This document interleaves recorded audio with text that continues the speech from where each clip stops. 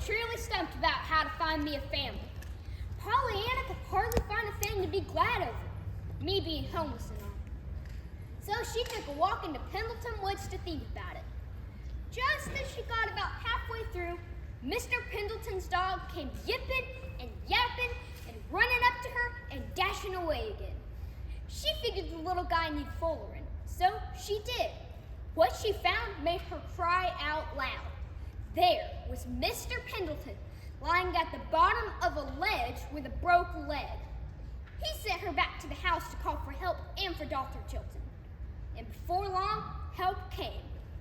Well, Mr. Pendleton was right grateful for Pollyanna's help, and Dr. Chilton said she was quite some little nurse. Aunt Polly never knowed about what happened that night and what Pollyanna did to save Mr. Pendleton. Until about a week later.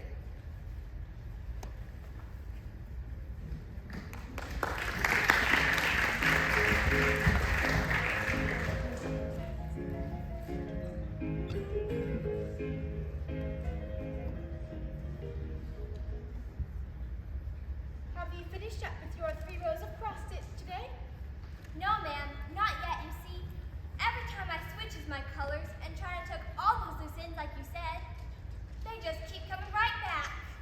Every time you switch your colors. That's right. Every time I switches my colors, they all tie from each other something awful. You can put your stitching away for the time being and take this jar of jelly over to Mrs. Snow's. And my yes, ma'am. Aunt Polly, would you please mind so very much if I took Mrs. Snow's cactus foot jelly to someone else this week? I'm sure she wouldn't mind, just this once. Dear me, what are you up to now? You are the most extraordinary child. What is it about this jelly? Nothing truly that you wouldn't mind, I'm sure. It's just you let me take the jelly to her, so I thought you would to him. You see, broken legs aren't like lifelong invalids, so his won't last forever as Mrs. Snow's does. And she can have all the rest after just this once or twice. Him, he, broken leg. What are you talking about? Oh, I reckon you didn't know. I found him in the woods, you see, and I had to unlock his house and telephone for the men and the doctor and hold his head and everything. But then, of course, I went away and I haven't seen him since. And when Mrs. Durgan was making the jelly for Mrs. Snow, I thought how nice it would be if I could take it to him instead. Aunt Polly, may I? Yes, I suppose so. Who did you say he was? The man? Why, it was Mr. John Pendleton. John Pendleton. Yes, Nancy told me his name. Suppose you know him? Do you know him? Oh yes, he always speaks and smiles now. He's only cross outside. I'll take the jelly now. Pollyanna, wait. I've changed my mind. I would prefer that Mrs. Snow had that jelly today after all. That is all. You may go. Oh, but Aunt Polly, hers will last. She can always be sick and have things, you know. But his is just a broken leg. And legs don't last. I mean, broken ones. He's had it a whole week now. Yes, I remember. I heard Mr. John Pendleton had met with an accident, but I do not care to be sending jelly to John Pendleton, Pollyanna. I know, he's cross outside, so suppose you don't like him. But I wouldn't say 'twas you sent it. I'd say 'twas me. I like him, and I'd be glad to send him the jelly. Does he know who you are, Pollyanna? I reckon not. I told him my name once, but he never calls me it. Never. Does he know where you live? Oh no, I never told him that. Then he doesn't know you're my niece. I reckon not. Very well, Pollyanna. You may take the jelly to John Pendleton as your own gift. But understand, I do not send it. Be very sure he does not think I do. Yes, why not, Aunt Polly? Never mind why. That is between John Pendleton and myself. What's between you and Mr. Pendleton? I said never mind, Pollyanna, and I meant it.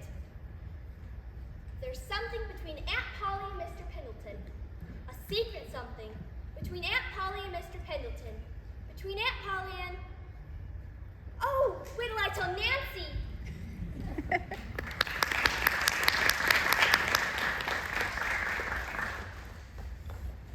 Oh, do hold still, John. And stop your fussing. I'm worse than patients half your size. I'm not the one fussing, it's you. Me? Yes, you and all your confounded expensive instruments that I'm paying you to probe me with. I wish you just all get out of here and leave me alone. And I suppose your housekeeper should leave you as well. Especially her. How do you expect to eat any meals or keep your house tidy? I've lived for many years without keeping my house tidy. I can attest to that. This woman you hired has disarranged every room of my house. I can't find a confounded thing. I've only been regulating the house as you asked me to, sir. Why must I have her here? Doctor's orders. It's part of your prescription for healing. Which book of yours says I need a pill like her around? The Book of Genesis. It is not healthy for man to live alone. You're one to be preaching about living alone. There's someone at the door, sir. Shall I get it? Look how helpful she is. No thank you, my dear. I'm planning to jump right up out of this chair and answer the door myself. I just Pay thought. him no mind, miss. Of course you may answer the door. It's a little girl, sir, with some Jelly. jelly. Shall I show her in? Of course, just in time. Come in, Pollyanna. You're the best tonic this patient of mine can hope for. It's a beautiful day and the sun is shining, Mr. Pendleton. Thank you for the weather report. My, your house looks so much cleaner and tidier than when I was here before. Would you like some cat's foot jelly? Never ate it. Didn't you? Well, then you can't know you don't like it, can you? You just can't know. Well, there's one thing I do know, that I've got a bothersome doctor and a meddling housekeeper, and I'm liable to be stuck with both of them till doomsday. Oh no, broken legs don't last, so yours shouldn't last till doomsday. I should think you'd be glad of that. Oh, I am. And you can be glad you only broke one. You can be glad it wasn't two. From that standpoint, I should be glad I wasn't a centipede and didn't break 50. Oh, that's the best yet. I know what a centipede is. They've got lots of legs. And of course, I can be glad for all the rest too. The doctor who pokes me with his instruments, and a woman who disarranges my entire house and calls it regulate. Yes, sir. Just think of how it would be if you didn't have them. I'm thinking just that. And with you lying around here like this too. As if that wasn't the very thing at the bottom of the whole matter, that I'm lying here like this, and you expect me to say I'm glad about it all? A woman who disarranges my entire house and calls it regulating, and a man who aids and abets her and calls it doctoring, meanwhile expecting me to pay both of them for it, and pay them well too. Oh yes, I know about that part. That part is too bad about the money. You've been saving it too all this time. Yes, when I've been... What? Saving it. Buying beans and fish balls. Say, do you like beans? Or do you prefer turkey on account of the 60 cents? What are you talking about? Your money. Saving it for the heathen, denying yourself? You see, I found out about that. Why, Mr. Pendleton, that was one of the ways I knew you weren't cross inside. Nancy told me. Nancy told you. Well, may I inquire who Nancy is? Our Nancy, she works for Aunt Polly. Aunt Polly. Well, who is Aunt Polly? She's Miss Polly Harrington. I live with her. Miss Polly Harrington. You live with her? Yes, I'm her niece. She's taken me in to bring me up on account of my mother. My mother was her sister, you see. And after my father went to be in heaven, there wasn't anyone down there but the ladies' aid left. Until Aunt Polly takes me in. Well, I reckon I better be off. I hope you like the jelly. So you're Polly Harrington's niece? Yes, sir. Suppose you know her? Oh, I know her. But you don't mean to suppose it was her who sent the jelly to me? Oh, no, sir. She said to be very sure that you didn't think she did send it. I thought as much. Are you very much interested in my Aunt Polly? I mean, whether it was her who sent the jelly to you or not? Perhaps my patient needs a bit of rest, my dear. No, doctor. I would like to speak to Miss Pollyanna Whittier, if you don't mind. Alone. Pollyanna, come here. When I just now found out who you were, you reminded me of something I've tried for long years to forget. But the more I try to forget, the more vividly I seem to remember. Pollyanna, years ago, I loved somebody very much. I planned to bring her to this very house. I pictured how happy we'd be together for all the long years to come. Yes? But, well, I didn't bring her here. Never mind why, I just didn't, that's all. And ever since then, this great gray palace stone has always been a house, never a home. It takes a woman's head and heart or a child's presence to make a home. My father always said that. Here. Oh, well, I've had neither. Do you wish that you had that woman's head and heart all this time? Why, yes, Pollyanna. Oh, I'm so glad! Then you can take us both and everything will be lovely. Take you both? Well, Aunt Polly isn't one over yet, but I'm sure she will be if you just tell her as you did me. And then we'll both can live, of course. Polly Harrington, come here? Would you rather go there?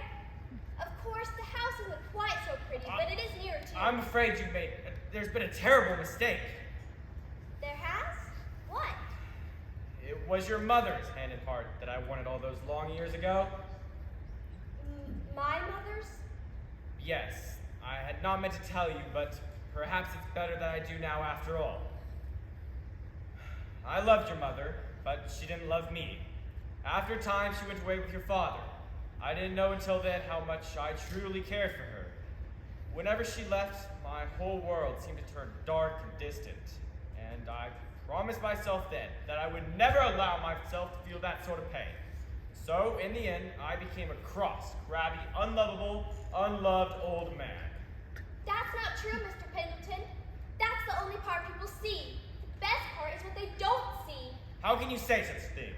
How can you see anything past the hard man I am, see anything but that? My father showed me how. Your father must have been a miracle worker, someone who could spin straw into gold. What is it? Have I frightened you? It's a little baby rainbow, a real rainbow that came in to pay you a visit. Oh, how pretty. How did it get in? Where? Right there on your shoulder, a little baby rainbow. Oh, that. I suppose got in through the prism on the edge of the lamp. A shaft of white light shines through and gets broken up into all its component colors. It's the sun playing the game. The sun knows how to play the game. The game? My father's game, taking plain things into beautiful things. It takes plain old white sunshine and turns it into a beautiful rainbow. See how it dances on you? It's like you're living in a rainbow. It's just a matter of physical science. It's a miracle. You're right. It's a miracle. Since you like rainbows so much, how about you take this portable rainbow home with you? May I? Show it to your Aunt Polly and your Nancy, and tell them that old John Pendleton hopes they're very glad to receive it. Oh, thank you. It's the most wonderful present I've ever had in all my life. I'll think of you every time I see it. I'm pleased that you're pleased with the gift. Now, you'd better go. It's dangerous to keep Polly Harrington waiting. Before I go, may I ask you a question? Of course. Do you wish that you do you wish that you could make this house a real home? I really meant it. I've wanted it for a long time, but only came to realize it quite recently. I can get it for you. You're talking in riddles again. Get what? Get your house to be a real home. All you need is a child's presence. Not me, of course, but another one. As if I would want anyone but you. Oh, but you will. You're so good and kind, and just think of all that money you've saved for the heathen. Once and for all, let's end that nonsense. There is no money for the heathen. I've never sent a penny to them in my life. There. Oh, I'm so glad. That is, not that I'm sorry for the heathen. Only now I can't help being glad, because all the rest of the people in the church want the little heathen boys. And so I'm glad you'd rather have Jimmy Bean. Now I know you'll take him. Jimmy Bean? Yes, he's the child's presence, and he'll be so glad to be it too. I've got to go tell him right away. Wait, Pollyanna, I never said it. John, what is it? Oh, that What's girl. Overdose. Overdose? But I haven't prescribed any pills. No, overdose of your tonic. She was just telling me about a Jimmy Bean she wants me to meet. I believe I know the little fellow. Lives at the orphanage. Quite a nice boy. I'm out to the orphanage quite a lot, what with all the accidents. Dr. Chelsea! A doctor has been in an accident! She's been hit by an automobile out on the road! Oh, God have mercy. Don't just stand there. Do something. Don't just let her lie there like that. She's not moving. Oh, Pollyanna, don't leave us. Not now.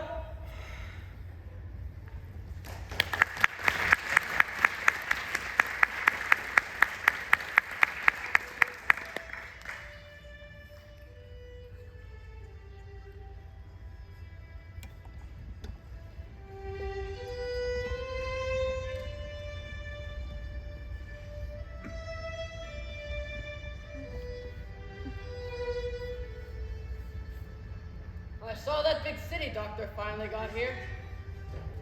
Took him nearly 2 weeks. He's a specialist from New York. Miss Harrington says she hopes he'll bring her some good news. Has he said how she is yet? Is she hurt bad? There ain't no telling. She lay back, all white and still, and she might easily be dead. But Miss Polly says she ain't dead. And Miss Polly had ought to know. She keeps up night after night, listening and feeling for her heartbeats and her breaths. Just about the whole town's outside waiting to hear news about the girl. What can we tell them? I don't know. There's a little cut on her blessed head, but it ain't bad. That ain't, Miss Polly says. It's her legs. They won't move. Miss Polly says she's afraid it's infernally she's hurt. I guess you mean internally, Nancy.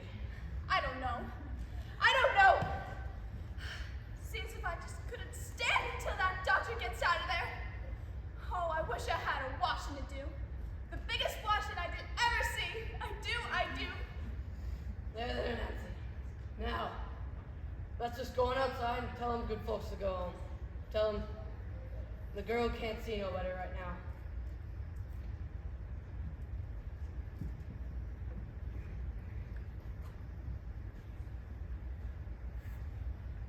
What is your diagnosis, Dr. Mead?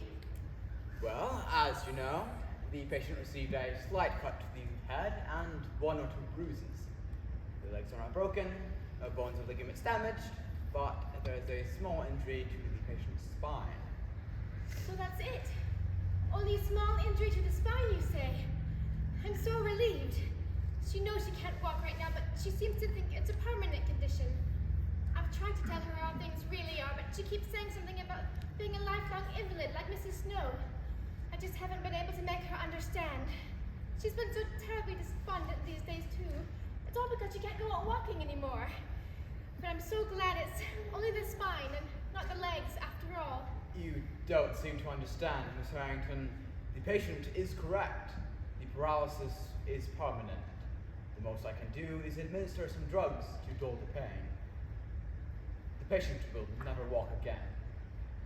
Pollyanna! Her name is Pollyanna!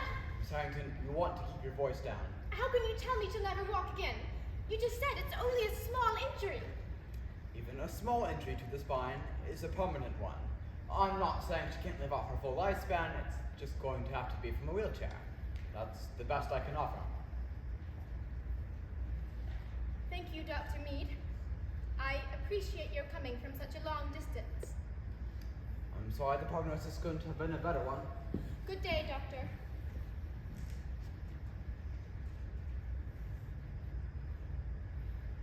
Oh, Jenny, why did you leave me?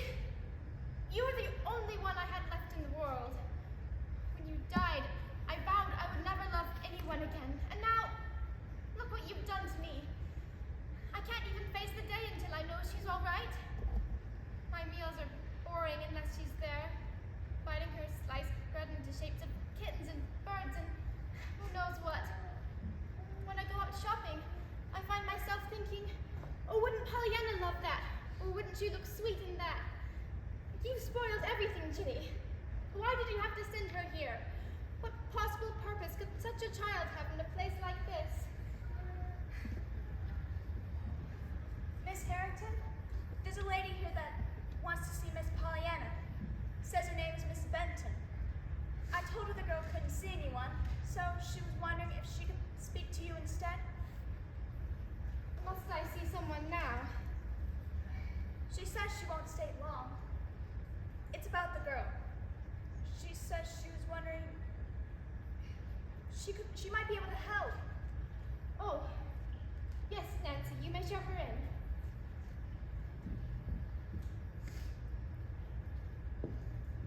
Good day, Mrs. Benton. Miss Harrington, I was so very sorry to hear of your niece's accident, and I just came over to see her. I'm sorry, she sees no one yet. A little later, perhaps. Yes, I know that, but I thought perhaps you'd give her a message. Certainly, I'd be very happy to. Would you please tell her that I've put on this?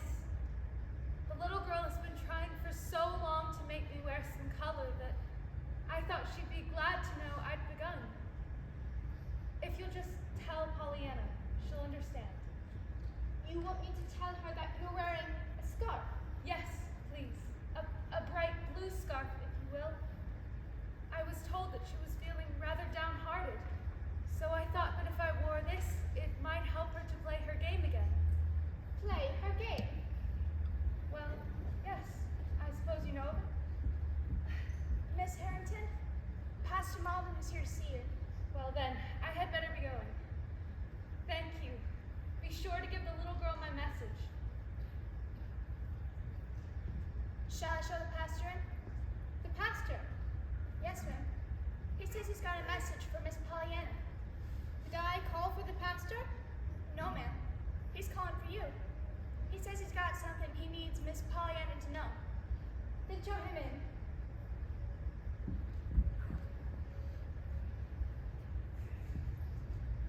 Good afternoon, Miss Harrington. Pastor Malden. I thank you for seeing me at such a time as this, and I wondered if you might give a message to your niece for me. Certainly. What is the message? Just tell her this. I counted them myself, and there were even more than 800. Even more than...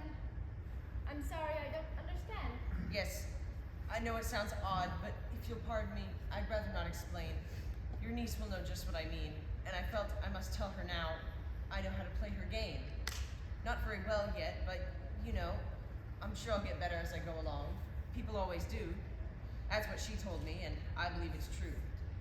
Well, thank you, and please excuse me for any seeming rudeness in my call. You are very kind. But it is you who are kind. I want you to give her that message from me, will you? Certainly I will, and thank you for coming by. I told her she ain't having no visitors.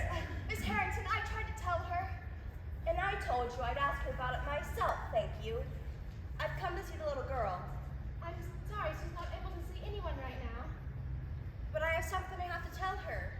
I'm afraid she's very weak and needs to rest. Is there something I can do for you? My name is Mrs. Payson, Mrs. Jack Payson. You've probably heard of me. Most of the good folks in this town have.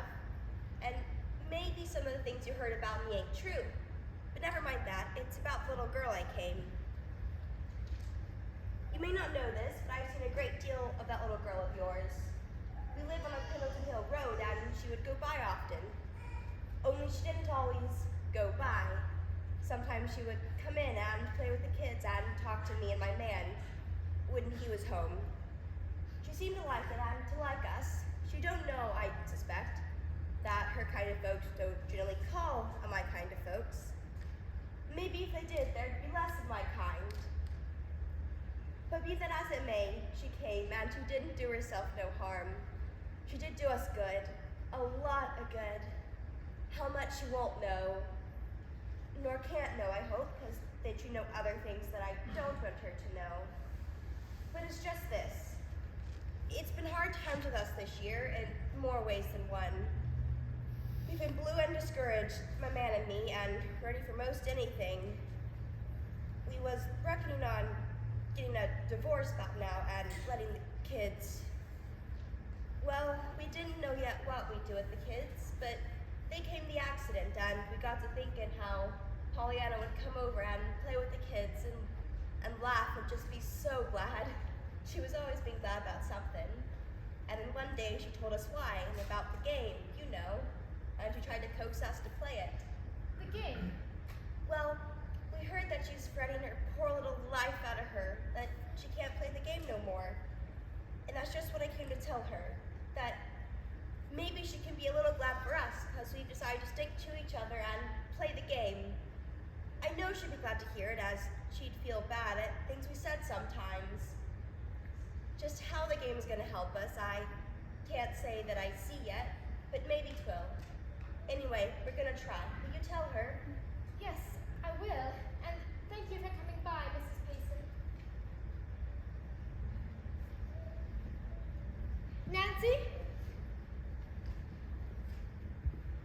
Yes, Miss Harrington? Are there more visitors today? Yes, ma'am. The street is full of them. They're all wanting to hear news about Miss Pollyanna. Please tell them we're doing all we can, and that if there are any developments, we will let them know. Shall I tell that to Mr. John Pendleton as well? He's here. I can dismiss him if you want, ma'am. I'll tell him that. No, Nancy, you may show him in. Are you sure, Miss Harrington? Lord, give me strength.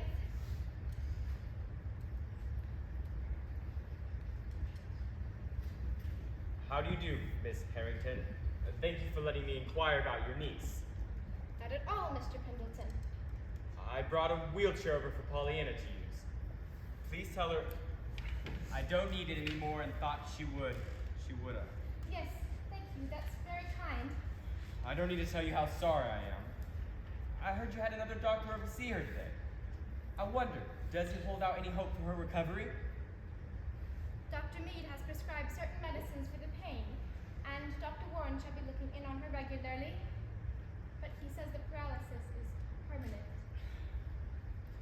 Have you spoken to my physician, Dr. Chilton? Dr. Warren is our family's physician. He is quite capable, I'm sure. I only mention it because Dr. Chilton has a friend who deals with spinal injuries of this sort, and he feels there could be some hope for her if you would just allow him to see the girl. That will not be necessary. If you would just allow him to have a look at her, he would know whether his friend could help or not. Dr. Chilton is not welcome in this house, as I'm sure you know. But there's the least bit of hope Good for day, her. Mr. Pendleton. But if there's the least bit of hope for her, I should think it's worth moving heaven and earth to get it, even if it does mean letting Thomas Chilton through that front door.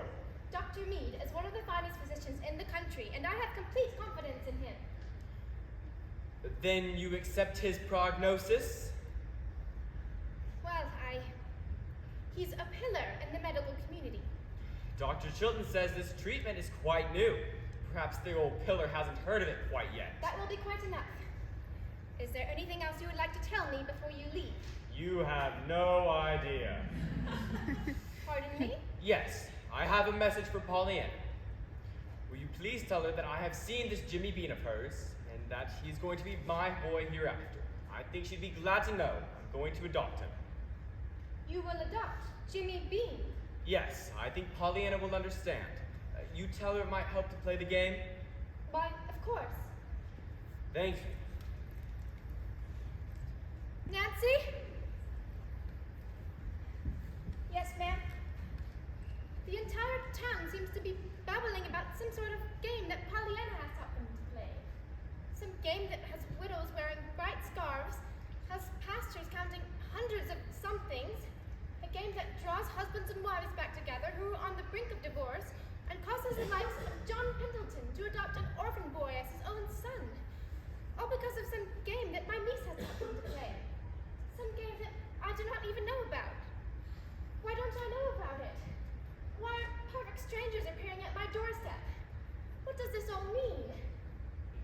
It means that ever since last June, that blessed child has been going around making the whole town glad. And now they're turning around, trying to make her a little glad too. Glad of what? Just glad. That's the game. There you go, like all the rest of them, Nancy. What game? I'll tell you, ma'am. It's the game Miss Pollyanna's father learned her to play. She got a pair of crutches once in a missionary barrel when what she wanted was a doll. She cried, of course, like any child would. Seems 'twas then when her father told her that there wasn't ever anything but what there was, something about it to be glad about. And that she could be glad about them crutches. Glad for crutches.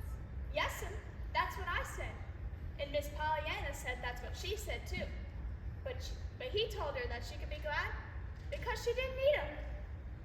Oh, And she said ever since then he made a game out of that, finding something and everything to be glad about.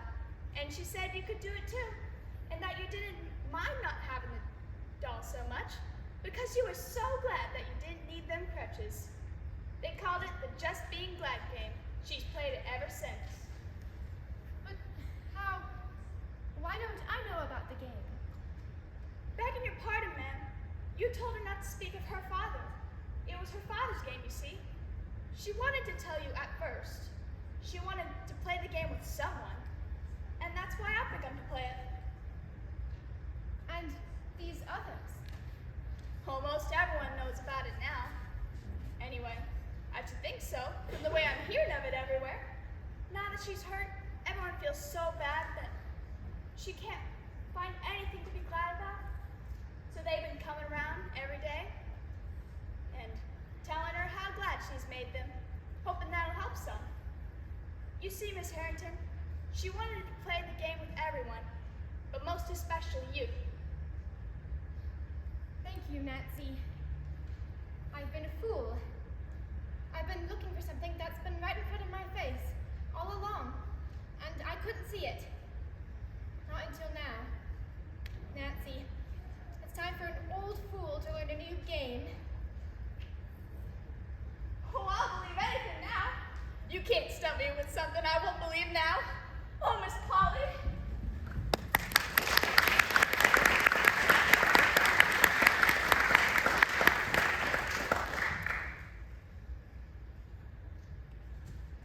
Are you feeling better, dear?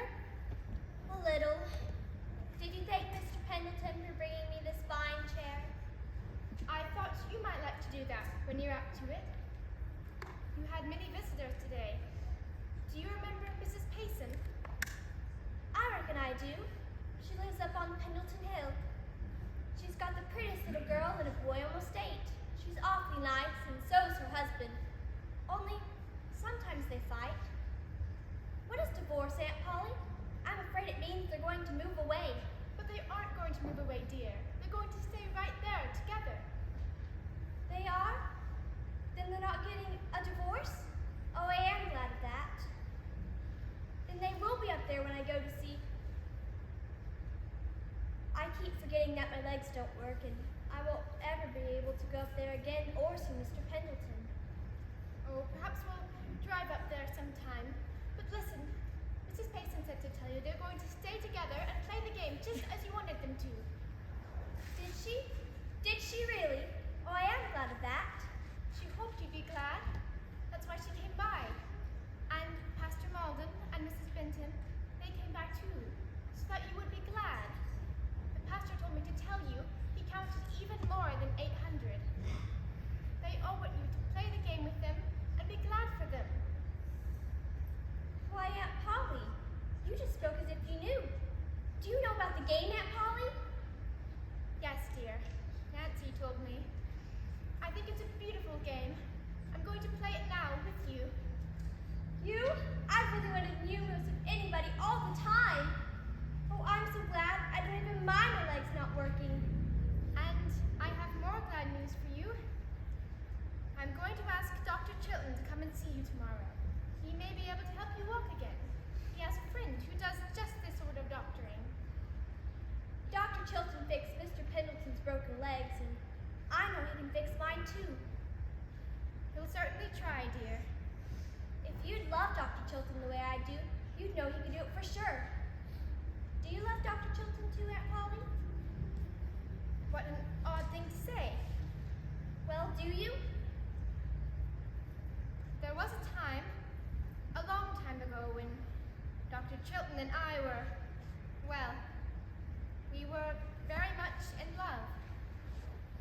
You and Dr. Chilton? Really? What happened? This is very difficult for me to talk about. You can tell me, Aunt Polly, because I love you. What happened? We quarreled. What was the quarrel about? What was it? What does any lovers quarrel after it's over? A silly wrangle over the size of the moon or the depth of a river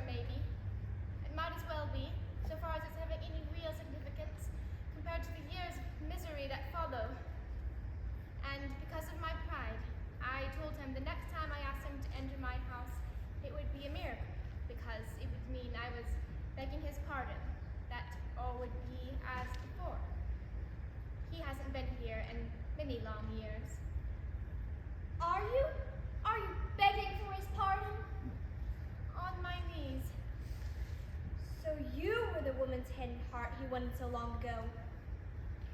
My dear, I'm thinking that one of the very gladdest miracles you've ever done has been done today. And if Dr. Thomas Chilton will have me, as stubborn and prideful as I am, it will be a miracle indeed. Oh, he will, Aunt Polly. He told me so. Not using your name exactly, but I know he meant you. He had to mean you. Does he, dear? Yes, I know it now more than I've ever known anything I've ever known. If only that is so. It is so, and I'm so glad I don't even mind my legs not working.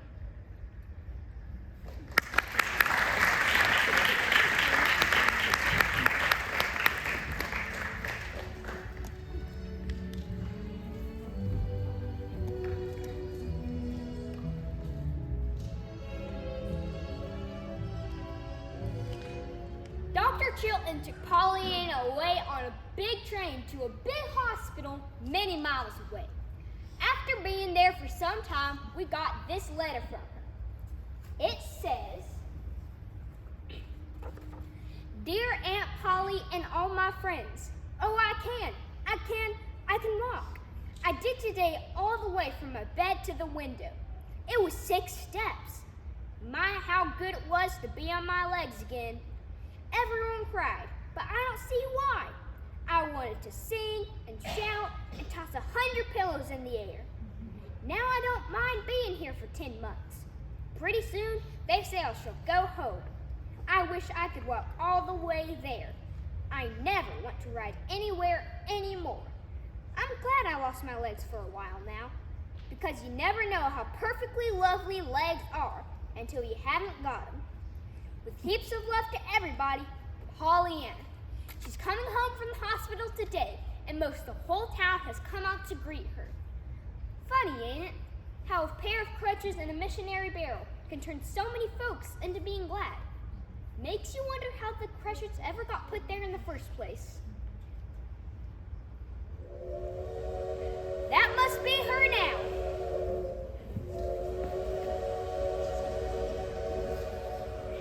There she is, kids. See her right over there. Pollyanna, hi. Hi, Joey. Hi, Emily. Thank you for the flowers. Can you carry them for me? Yeah, I'll carry them for you. What are those things? These are my crutches, What do you have to use those for? so I can come over and visit. You do want me to come over and play, don't you? Sure do. Then I can be very glad for my crutches. Me too. Then I'm glad for crutches too.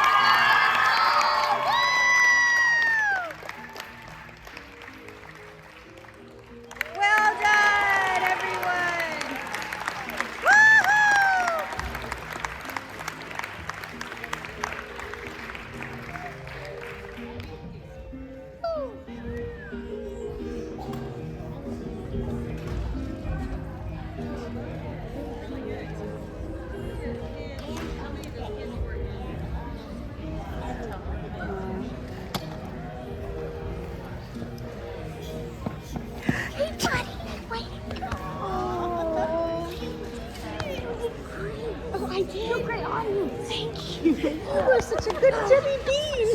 McKinley! You like the show? Oh, you were so come back after Dad. Oh, that's So you nailed it, buddy. Jonathan's here. Look at that. I saw him.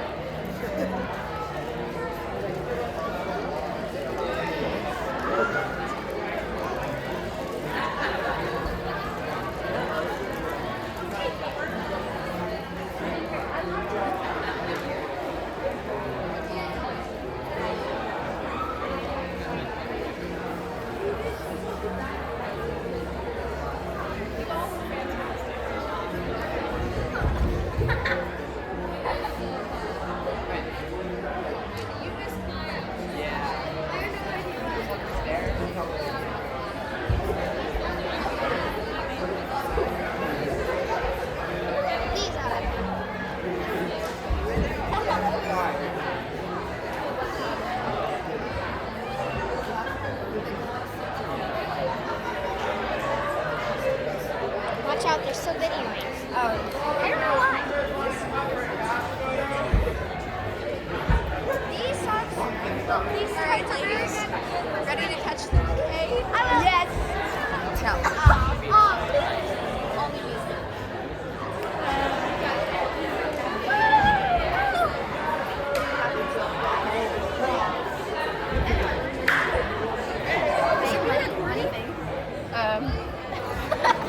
Are they recording? Yes.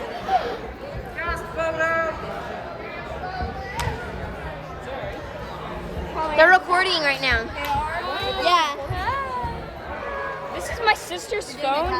Yeah. I'll be out there. Howdy, I'm Jimmy Bean, understudy. Hi. Oh, is this my phone? That's your phone. Hold up, I have to plug with the camera. Excuse me, guys. Excuse me. Hold up. May we? Shut up. Wait, where'd you guys get this? I don't know why this is here, but I'm moving it. Come on, be glad now.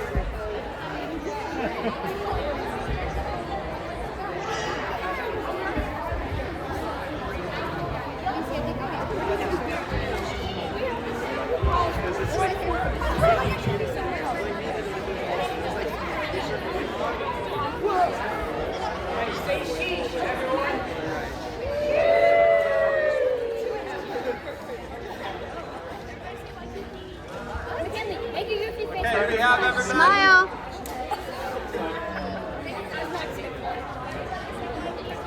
Do we have everybody?